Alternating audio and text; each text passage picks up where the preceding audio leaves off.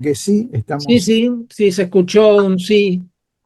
Bueno, listo, listo. El, Ahora se escuchó más fuerte. Gracias. Bueno, muy bien. Bueno, este es el segundo año que voy a compartir un espacio de charla con alumnos, con estudiantes de Atención Primaria de la Salud 1, y agradezco nuevamente mucho que me inviten y poder compartir algo de lo que de alguna manera hemos ido aprendiendo a lo largo de los años. Como les decía Guillermo, eh, nosotros somos compañeros y amigos de muchos años porque vinimos juntos a hacer la residencia de medicina general hace 40 años y, bueno, la vida nos llevó por caminos muy parecidos porque éramos seis y los seis que empezamos la residencia nos jubilamos en salud pública como médicos de dedicación exclusiva del sector público. Con lo cual, eso tiene cosas buenas y cosas malas. Tenemos un sesgo vinculado con que siempre pertenecimos a salud pública. Entonces, todo lo que podamos decir, lo decimos siempre desde una postura ideológica, conceptual, que empaña y que de alguna manera también ilumina el campo de nuestro conocimiento y nuestra mirada que tenemos sobre la salud pública. Eh, la idea es compartir con ustedes algunos temas que en algunos casos seguramente ustedes ya los han visto en alguna otra materia y que lo van a volver a ver en alguna parte del trayecto pedagógico en el que están insertos en la carrera de medicina. Pero a nosotros siempre nos parece bien cuando hablamos de salud pública, por lo menos poner en común algunos conceptos sobre el proceso salud-enfermedad-cuidado, la salud como derecho y la determinación social de la salud, que entiendo que revisaron ese concepto en la clase anterior con Guillermo, y después empezar a pensar algo sobre salud pública, sobre el abordaje del proceso salud-enfermedad-cuidado en un contexto de complejidad como el que hoy vive los sectores de salud, y algunos instrumentos que se emplean en salud pública. Obviamente, esto es una clase que vamos a tratar de que no sea demasiado larga, que no sea aburrida, pero que va a dejar material para que lo puedan analizar con más tranquilidad después. Y les voy a dejar también alguna referencia bibliográfica, no mucho. Empiezo siempre contando esto de que, según la mitología griega, el dios de la curación, Asclepio, tenía dos hijas, Igeia y Panacea.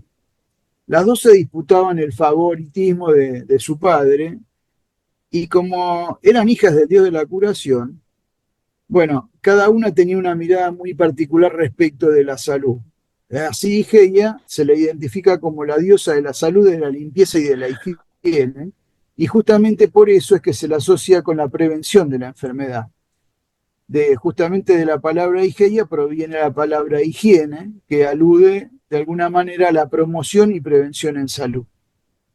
Y por su parte, panacea es un término que refiere a algo que todo lo cura, que en términos más amplios es la personificación de la curación, es decir, el medicamento capaz de curar todas las enfermedades. Y en un sentido más amplio, cuando usamos la palabra panacea, bueno, decimos, esta es la panacea cuando pensamos en algo que es capaz de solucionar todos los problemas que tenemos, ¿no? Bueno, ¿por qué nosotros planteamos esta cosa de la mitología griega? Justamente porque esa idea de estas dos miradas, la vinculada con la promoción y la prevención, por un lado, y por otro lado, la de la curación de las enfermedades, por otro, son dos miradas que tensionan el campo de la salud y que lo han tensionado a lo largo de la historia, ya desde ese punto de partida en la mitología griega. Aún hoy pasa eso. Y nosotros lo que planteamos cuando tenemos una mirada que intenta ser más abarcativa y más completa de la salud pública es que no son pares contradictorios, es decir, no es una cosa excluyente de la otra, sino que lo que uno tiene que buscar es justamente una combinación inteligente que integre esa mirada vinculada con el proceso de promoción y prevención de la salud, pero también con los aportes necesarios para la salud individual y colectiva que aporta la mirada de panacea, ¿no? Entonces, con esa mirada es que nosotros empezamos a recorrer este trayecto revisando el concepto de salud-enfermedad. Y para eso, lo primero que hacemos es traer a colación algo que es de mediados del siglo XIX, Rudolf Virchow. Ustedes a Rudolf Virchow quizás en algún momento lo encuentren en alguna materia, como por ejemplo en histología, justamente porque Virchow era uno de los clásicos científicos vinculados con la biología celular. Era un científico notorio, de mucho prestigio, y que por ese prestigio se lo convoca para que analizara lo que ocurría con una epidemia de tifus que azotaba una parte del territorio gobernado por Prusia.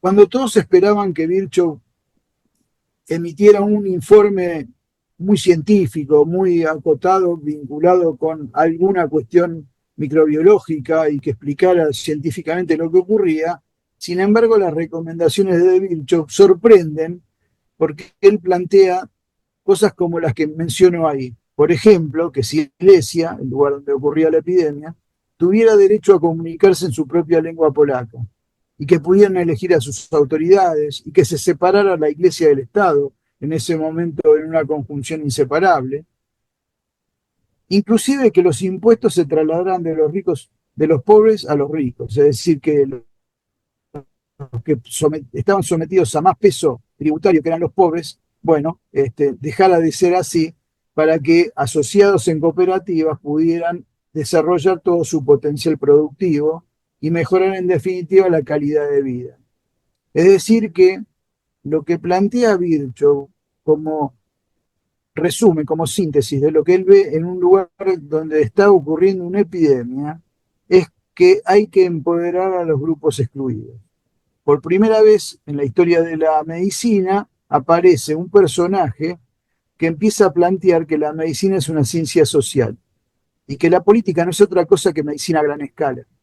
Virchow será en 1861 quien además funda el Partido Progresista Alemán y no solamente es un científico de nota, sino que también es un militante político que ocupa cargos en el Parlamento prusiano primero y en el alemán después.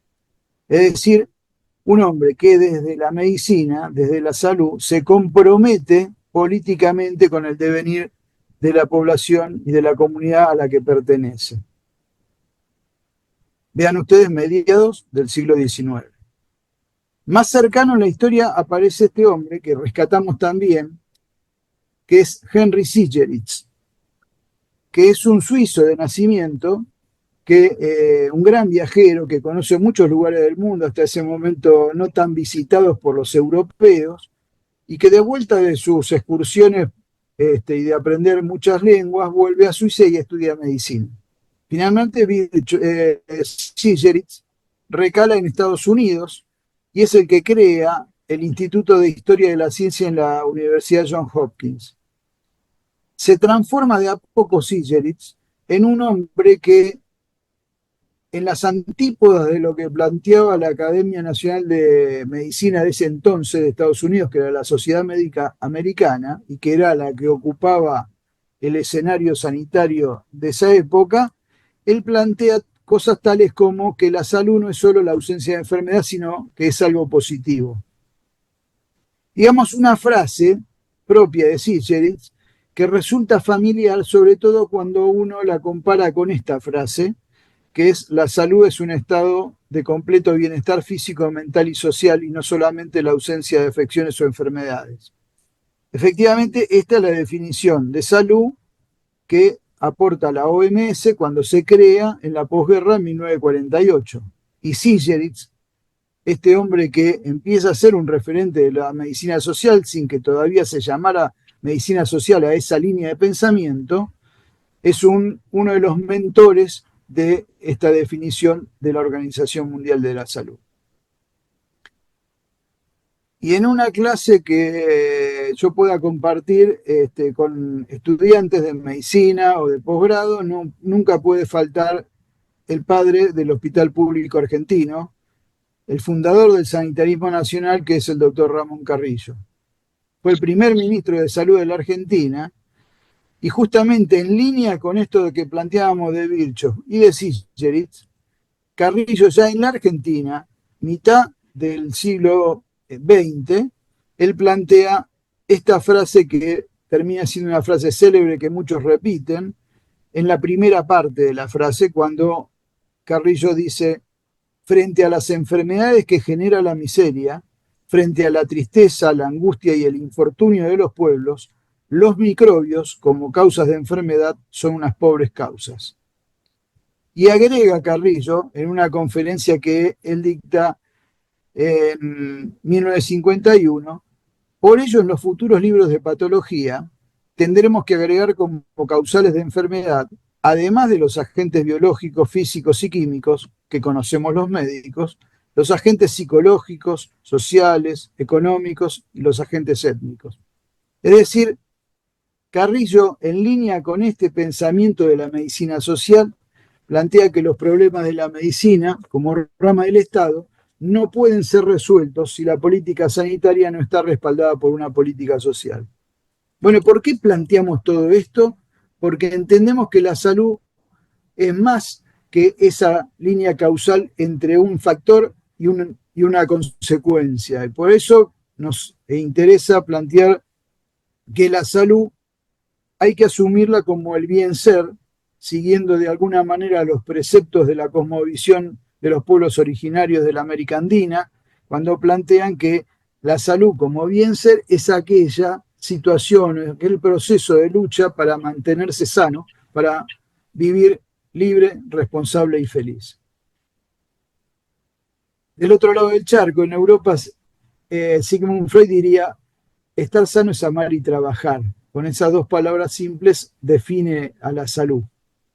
Pero también nos interesa plantear dos dimensiones más de la salud como política social, lo cual implica necesariamente posicionarse en un lugar y en ese posicionarse asumir una postura ideológica, y entonces asumimos también que la salud como política social nos impone la obligación de ser cada uno de quienes nos desempeñamos en el campo de la salud como trabajadores de salud, militantes con compromiso social. Esto es independiente de que seamos parte del sector público o del sector privado. Simplemente el hecho de ser trabajadores de salud nos obliga de alguna manera a tener esa mirada que intenta comprender ese proceso social más abarcativo. Y como tales también contribuir a que la salud sea una política de Estado. Es decir, una política que trascienda los cambios de gobierno, que no esté tan influido por los movimientos políticos partidarios para sostener una política a favor de la salud colectiva y también de la salud individual. Comparto esta frase de Ferrara siempre porque me parece que coincidimos en que de alguna manera estar sano es la posibilidad, es tener la capacidad para resolver conflictos.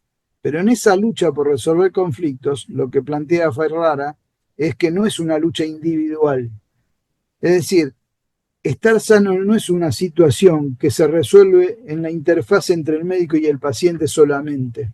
Obviamente tenemos una responsabilidad en ese punto, pero es una lucha colectiva, como decía Ferrara.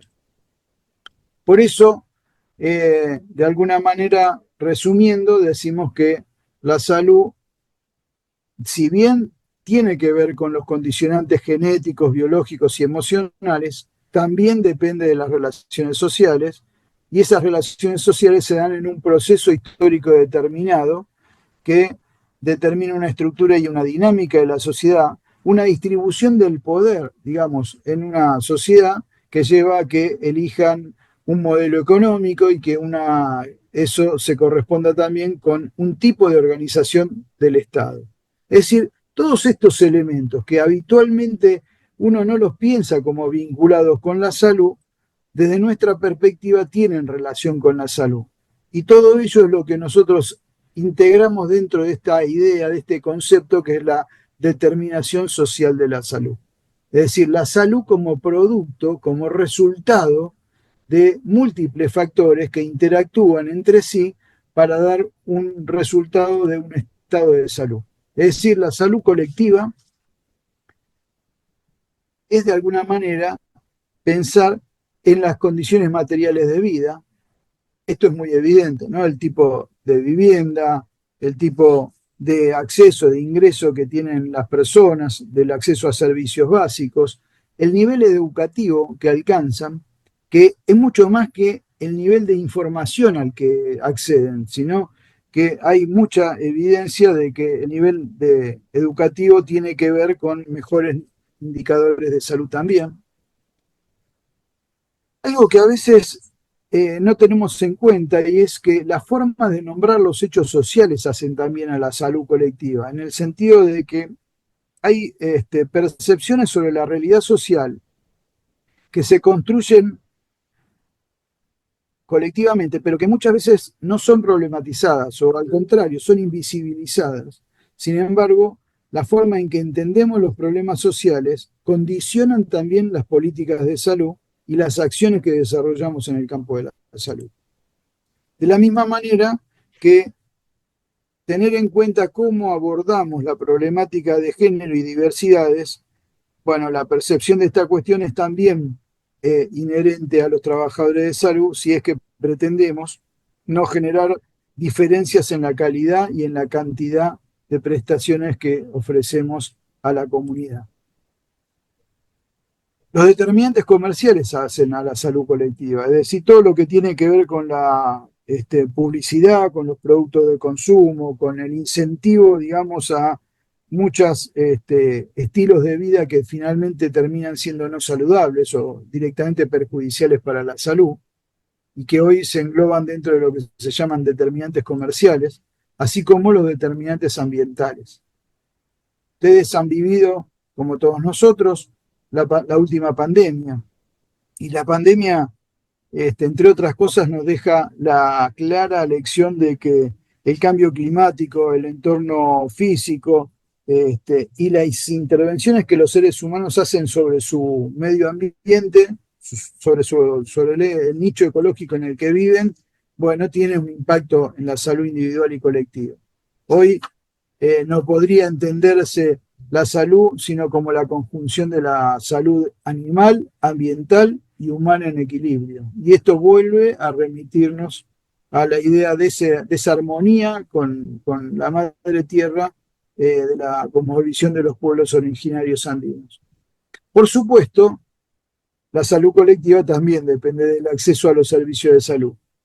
Pero a propósito lo ponemos así, de esta manera, para marcar que este no es el único, no es lo principal, sino que es un factor más de todos estos que se concatenan y que demuestran que hay una complejidad en el campo de la salud que debe ser entendida de esa manera. No es todo tan lineal, no hay una causa y un efecto, sino que es bastante más complejo. Y en esa complejidad aparece la salud pública. Aparece la salud pública como la respuesta organizada de una sociedad dirigida a promover, mantener, proteger la salud de la comunidad y también a prevenir enfermedades, lesiones e incapacidad. Digamos que esta definición simple trata de abordar distintos aspectos de los cuales, o respecto de los cuales la salud pública se preocupa. Pero, reitero, desde nuestra percepción, esa preocupación está enmarcada en esa concepción más integral del proceso salud-enfermedad-cuidado que mencionábamos antes. Y entonces aparecen algunas definiciones esenciales que nos interesaba compartir con ustedes. Yo por ahí voy medio rápido para poder terminar con la clase, y después dejar algún momentito para preguntas, pero por supuesto este material les queda disponible y lo pueden revisar después con más tranquilidad. Cuando nosotros revisamos algunas definiciones, partimos de hacernos algunas preguntas. La primera de ellas es cómo vive y transcurre la vida de nuestro pueblo. Y como dijimos recién, hay múltiples factores que determinan la calidad de vida de los pueblos. Y eso es lo que de alguna manera configura o perfila lo que llamamos estado de salud. Y la herramienta que utilizamos para evaluar eso, para medir eso, para describirlo, es la epidemiología. La epidemiología clásica, que es la que ustedes van a ver muy a menudo, pero también la epidemiología crítica, que incorpora esta noción, este concepto que mencionábamos antes, de tener en cuenta esa complejidad. La segunda pregunta es cómo debe intervenir el Estado frente a ese estado de salud que hemos detectado, que hemos diagnosticado. Pues bien, lo que hace el Estado es diseñar e implementar políticas de salud. Y el diseño de políticas de salud está vinculado con, a partir de esos problemas que vio, establecer prioridades. ¿A cuál le voy a dar bolicha primero y cuál voy a dejar para más adelante? Y en esos que identifique como prioritarios, pensar, bueno, ¿cómo los voy a abordar? Y esos son líneas de acción. Y para poder establecer líneas de acción, tengo que pensar con qué recursos voy a contar. Con lo cual, políticas de salud implica establecer prioridades, identificar líneas de acción y articular recursos. Y eso, la herramienta que me da eso es manejar la política. No la política partidaria, justamente lo que decíamos antes, la política de salud que implica también pensar en recursos. O sea, no solamente mirar lo sanitario, mirar también la economía de esa provincia, de ese país, que decide abordar los problemas de salud para darle una mejor respuesta al conjunto de la comunidad. Y una vez que eso, tiene que pensar, bueno, con qué recursos, cómo se organiza. Y eso de organizarse es lo que llamamos nosotros sistemas de salud. Es decir, la respuesta social organizada para los problemas de salud.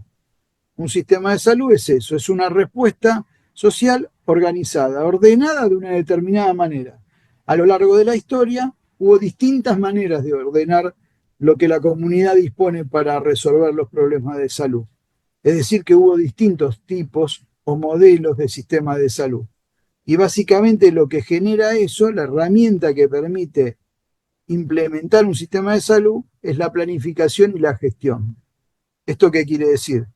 Planificar, en el sentido de proyectar, de imaginar, de pensar cómo, qué es lo que quiero, pero al mismo tiempo de tramitar y concretar en acciones, y eso es gestión.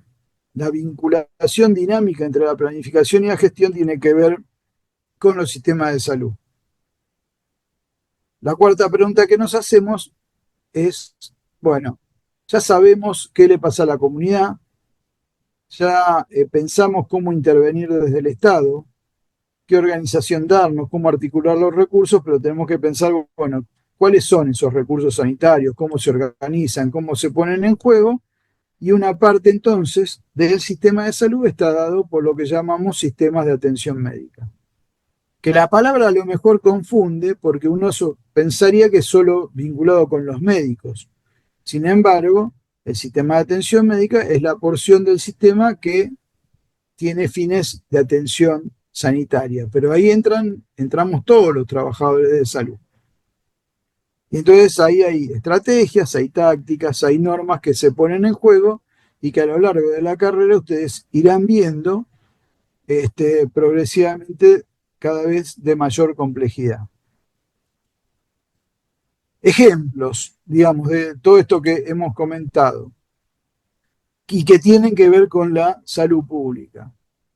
Para poder, digamos, de alguna manera identificar cuál es el estado de salud de una población, muchas veces usamos las tasas y las razones, es decir, relaciones entre datos, como por ejemplo la tasa de mortalidad infantil, que no es ni más ni menos que la cantidad de muertos menores de un año en relación al total de nacidos vivos en ese mismo año, ¿no? Esa es una tasa. Y van a ver que va a haber tasas y razones para medir el estado de salud. Y para medir las políticas de salud, lo que evaluamos son cuáles son los planes y programas que fuimos estableciendo para dar cuenta de esos problemas. Y entonces aparece, por ejemplo, la evaluación de un programa como puede ser el programa de salud perinatal y niñez. Y entonces uno lo que mira ahí en ese caso de esos planes y programas es cuáles fueron sus objetivos, qué se plantearon lograr y cuáles fueron las metas.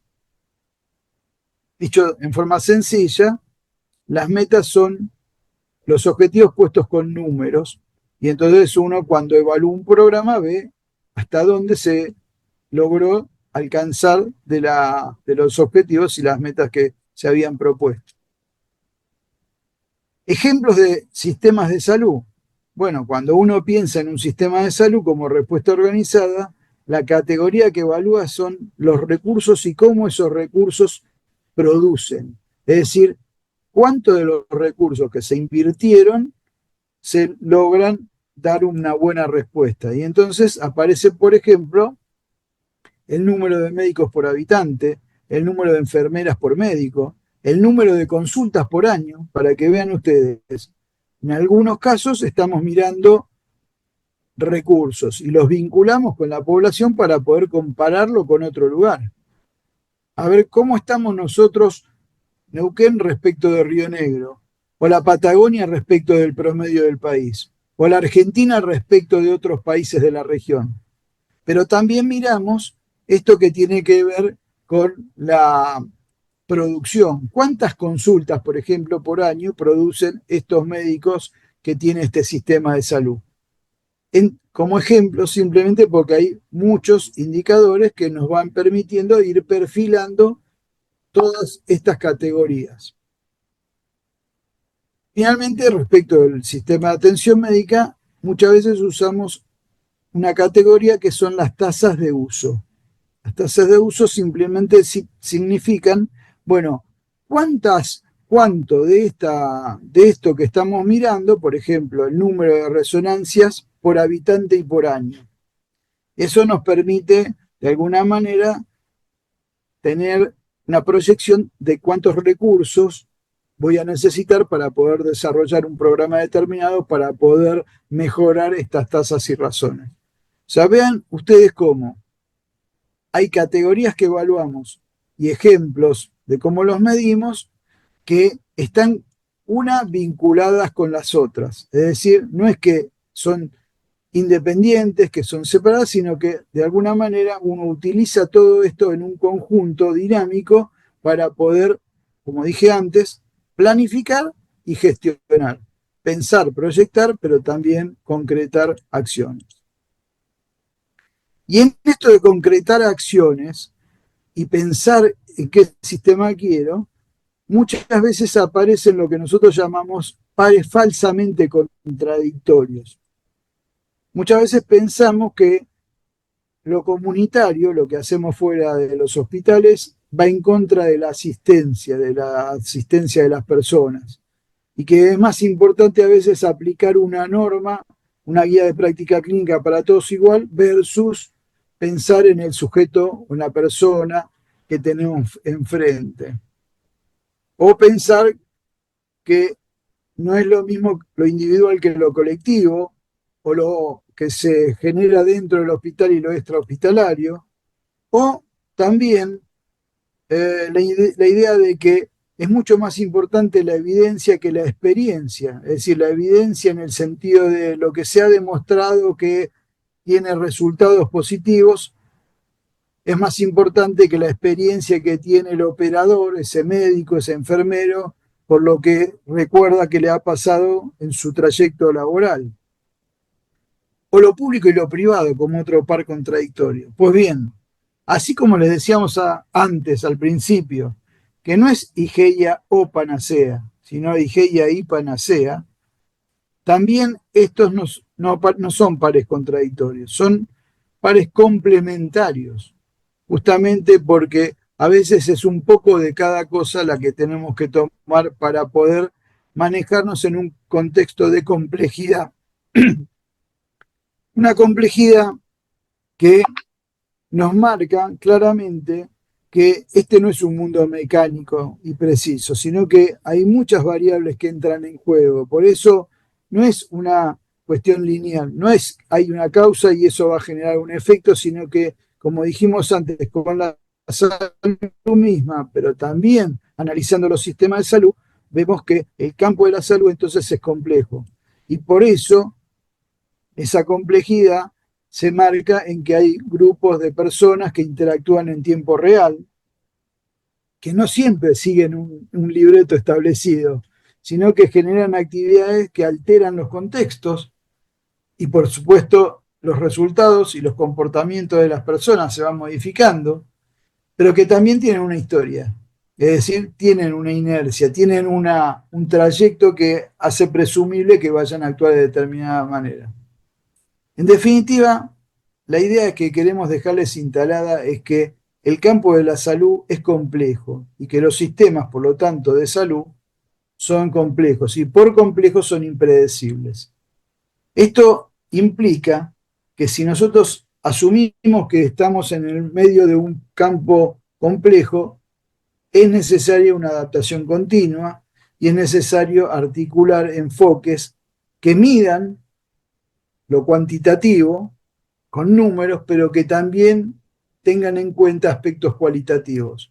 Y a veces esos aspectos cualitativos que hacen a nuestro quehacer como trabajadores de salud son los menos valorados por nosotros mismos, que estamos más acostumbrados a ver lo cuantitativo. Abordar esa complejidad desde nuestro punto de vista, digo nuestro porque esto lo compartimos con los compañeros que están en la cátedra y en general los que están en la carrera de medicina, tienen que ver con abordar la interdisciplina, la intersectorialidad, la interculturalidad y el trabajo en red.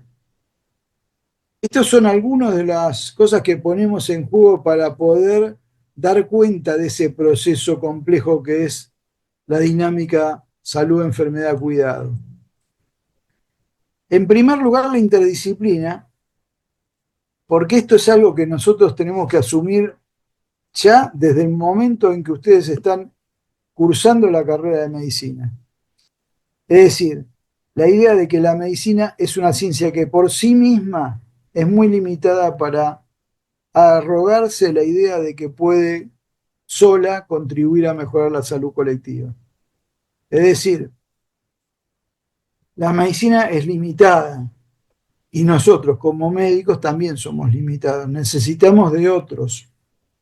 Y en eso de necesitar de otros, es decir, sabiendo que nuestra disciplina como conjunto de conocimientos no alcanza, nos lleva a pensar en la multidisciplina, a sumar otras disciplinas. Pero no alcanza con pegotearnos con otras disciplinas, porque a veces entramos a competir entre nosotros. Entonces ahí aparece el concepto de interdisciplina, es decir, la idea de empezar a articular el conocimiento, la mirada, la lógica de gente que proviene de distintos campos del saber. Y cuando logramos que eso se lleve adelante, bueno, el estadio más de mayor maduración es construir una nueva disciplina, esto que llamamos transdisciplina. Y esto no es sencillo, es algo que tenemos que construir día a día, pero que tiene que ver directamente con la capacidad de fusionar saberes y miradas y experiencias y contribuir a intentar darle una respuesta desde la interdisciplina a esto que Alicia Stolkiner mencionaba como la indisciplina de los problemas que se nos presentan. Y la verdad es que cada vez son más indisciplinados los problemas que se nos presentan, o cada vez son más difíciles de comprender, de encontrarle la vuelta, de ver por dónde entrarle a algunos temas. La intersectorialidad para nosotros es esencial, es decir, esta idea de trabajar con otros sectores sociales.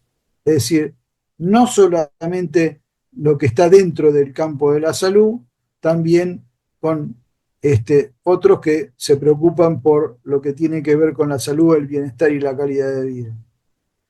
Y la interculturalidad, porque implica distintas percepciones y prácticas del proceso salud, enfermedad, cuidado.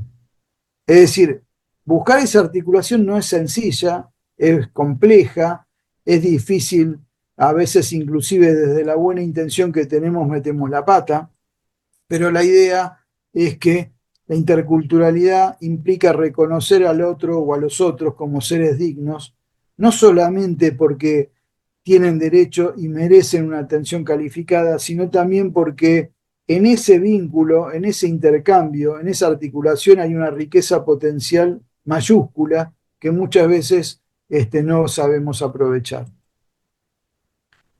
Entonces, la interculturalidad para nosotros es muy importante y por eso es importante tener en cuenta algunas ideas de cómo acercarnos a ese otro, a esa otra edad, y les dejamos esto para que lo reflexionen después más tranquilos.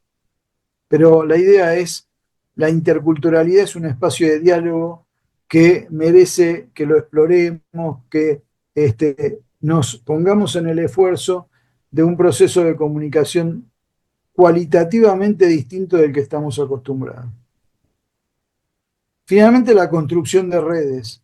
Y en este sentido, siempre planteamos esta idea de que frente a la contradicción que genera un modelo y otro, la idea de, bueno, mejor que esté todo compactado, que esté todo homogéneo para que entonces no tengamos ningún conflicto, o el otro extremo de la fragmentación, del caos, de la sensación de anarquía, nosotros lo que planteamos es que redes implica la idea de asumir que hay heterogeneidad, asumir de que provenimos de distintos trayectos, de distintas culturas, de distintas miradas, pero que podemos articular positivamente esas diversidades. Sobre todo cuando pusimos en común algunas cosas. En primer lugar, que reconocimos que hay otro que existe y que es parte de ese campo. En segundo lugar, cuando además de saber que hay otro, empezamos a conocerlo para saber qué puede aportar, qué mirada tiene desde la perspectiva particular de ese otro, y entonces hay interés, hay conocimiento y hay interés. El tercer nivel es cuando empezamos a colaborar. Ya sé que hay otro, sé a qué se dedica, qué puede aportar, y entonces empiezo a trabajar colaborativamente con otro, y después a compartir mucho más, a cooperar. Es una operación conjunta, sistemática, donde aparece la solidaridad como valor. Es decir, cada uno da de acuerdo a lo que tiene para poder aportar y cada uno retira de acuerdo a lo que necesita para poder conjugar las acciones que está desarrollando. El máximo nivel de la construcción de redes es la asociación, es ya compartir objetivos y proyectos, y para eso es necesario un espacio de mucha confianza, ¿no? Vean ustedes cómo, entonces esto es algo que progresivamente se va dando y que nosotros lo planteamos ya desde ahora, para que miren y perciban si esto se da en los ámbitos donde ustedes circulan. Y a veces se van a encontrar con que no está ocurriendo eso, que hay mucha competencia, que en vez de haber reconocimiento, conocimiento, colaboración, asociación, sea todo lo contrario. Pues bien, esto es lo que planteamos nosotros sabiendo que no son tareas sencillas, que son tareas complejas que requieren ceder muchas cosas. Ya vamos terminando, quédense tranquilos. Decíamos que políticas de salud es prioridades, líneas de acción y articular recursos. Y esa secuencia de establecer prioridades, pensar en líneas de acción y articular recursos depende fundamentalmente de ser capaces de hacer un análisis de situación de salud. Y cuando hacemos un análisis de situación de salud, entre otras cosas, pensamos en cuál es el perfil socioeconómico y demográfico de una comunidad, de qué se enferma y muere, el perfil de morbilidad y mortalidad, ¿Y qué rasgos caracterizan a ese sistema? Yo ahí puse el sistema de salud rionegrino porque le voy a dar ejemplos de Río Negro. Pero en definitiva, ese análisis de situación de salud a lo que apunta es a responder a estas preguntas. ¿Cómo somos? ¿De qué se enferma y muere la población? ¿Con qué contamos para mejorar la salud de la población? Y como le decía antes, a todo eso se dedica la salud pública. Y entonces, para hacer ese análisis de situación de salud, utiliza herramientas como la bioestadística, la epidemiología y también la participación social. Es decir, estos tres estratos, estos tres aportes son importantes. No es que uno es más importante que el otro. La bioestadística es la aplicación de técnicas estadísticas en la investigación científica, que necesitamos ser rigurosos en la recolección de los datos, en el procesamiento de esos datos para que nos sirvan. La epidemiología para pensar, bueno, de qué muere y enferma la población, pero también la participación social para incorporar a ese otro, que no es un otro separado, aislado, depositario de lo que nosotros hagamos, sino que tiene que ser también protagonista de esa construcción colectiva que es el hacer en salud. Y algunos ejemplos, y con esto vamos terminando, algunos ejemplos de estos tres elementos que estábamos planteando acá. Vean, por ejemplo, la pirámide poblacional.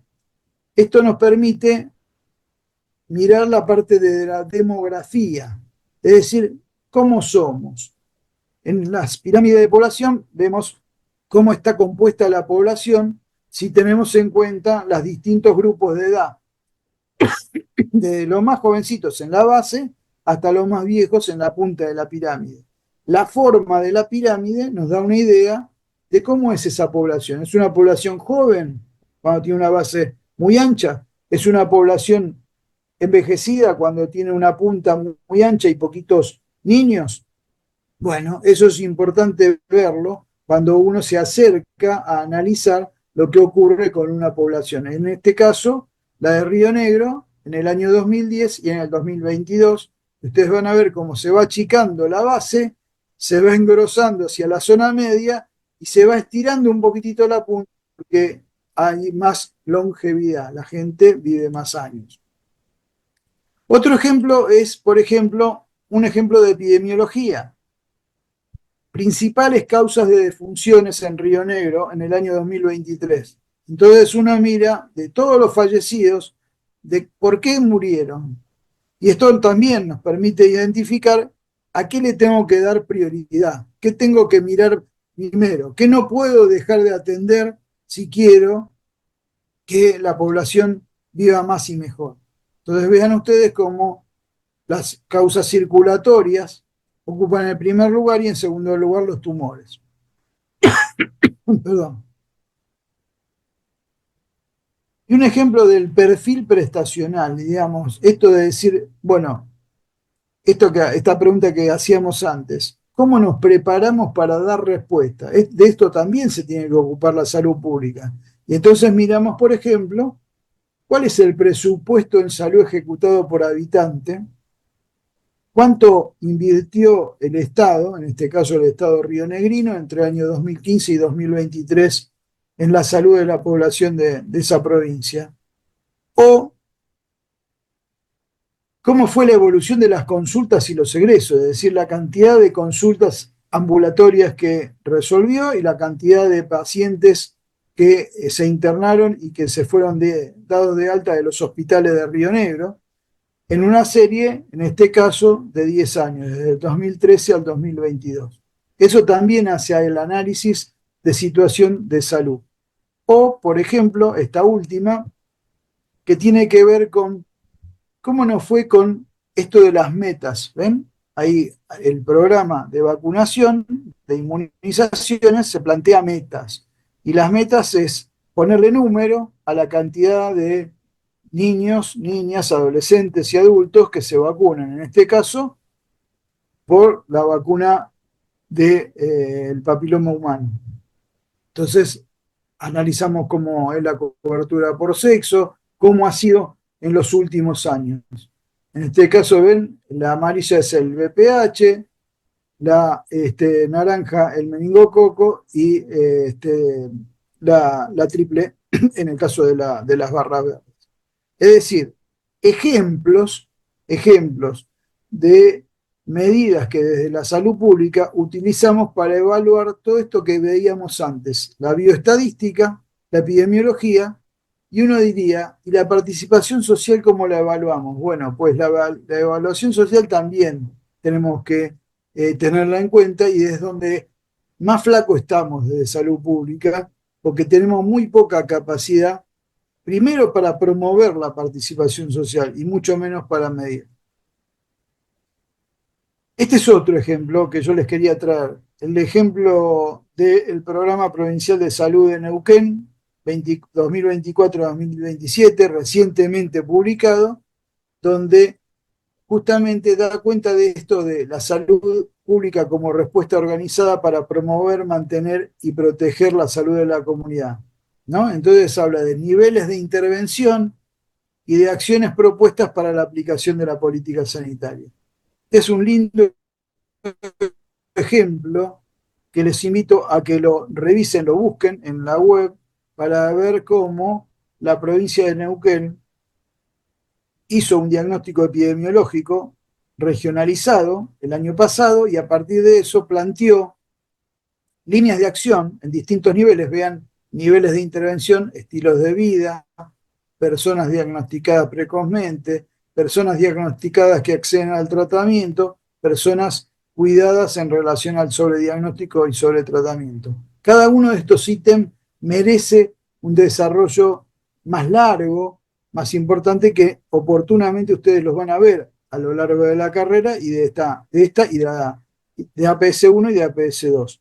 Pero nos interesaba mostrar cómo esto de la salud pública tiene un montón de variantes, un montón de puertitas y de ventanas que se van abriendo en función de dar respuesta a esto que estamos planteando acá.